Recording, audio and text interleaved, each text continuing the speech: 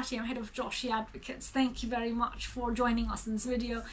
It's on spouse visa entry clearance application. So in the next 5 minutes, we'll run through the process, the application requirements, documents and fees. So this is where the applicant is outside the UK and the sponsor who's eligible living in the UK, right?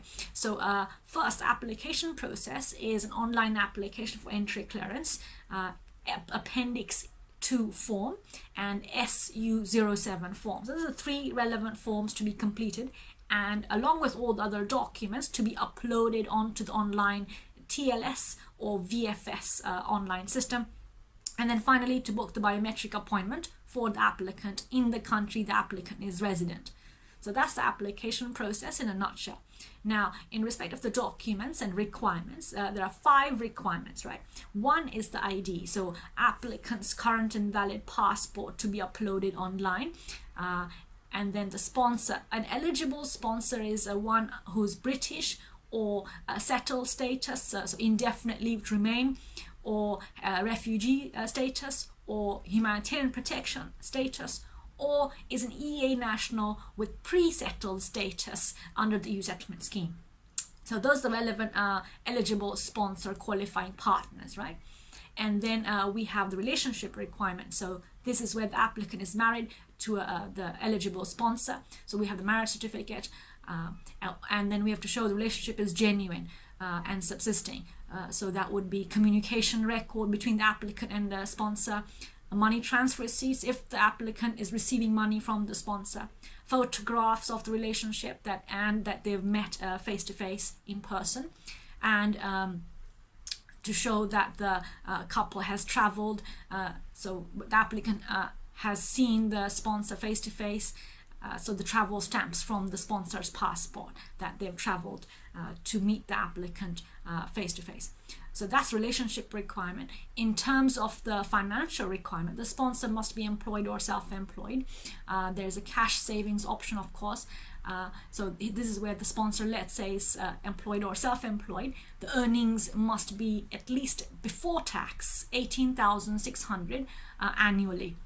So if the sponsor must be in employment for at least 6 months in the same job, and give specific documents such as 6 months pay slips, 6 months bank statements, and letter from the employer. Now, if the sponsor is, say, self-employed, then the income would be profit to be at least 18,600, not turnover. And then the self-employed sponsor would give a tax return, SA 302, tax calculation, accounts, letter from the accountant, and the bank statements for that tax year up to the date of the application also. So that's the financial requirement. Now, in terms of the maintenance requirement, the sponsor must be living in the UK, and the address where the sponsor is living, and is saying that the applicant would come and live there. So that would be a tenancy agreement or a title deed of the land registry where the sponsor owns the property. And then finally, we have the English language requirement. So applicant would provide an A1 English language test certificate from the recognized Home Office providers relevant to the country the applicant is a national of. So that's the English language requirement. And finally, for some countries, there might be a tuberculosis test certificate requirement where the applicant is living in a particular country as listed in the Home Office website of all the countries where the applicant is a national of, therefore must provide the tuberculosis test certificate where the applicant would attend one of the centers approved by the Home Office in that relevant country, and that person will get their lungs scanned and then provide the test certificate. So those are the requirements in a nutshell and the documents required.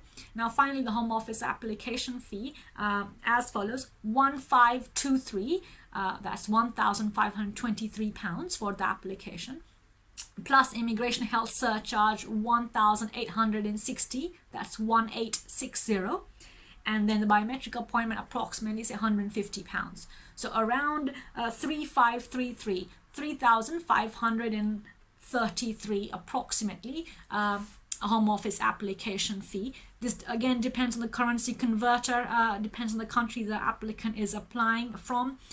one, and two, this does not include premium service. So premium service would be, say, approximately 500 to 800 on top of this. Now, I hope this has helped you. As always, contact me, details below, subscribe, and I'll see you next week. Thank you so much. Take care.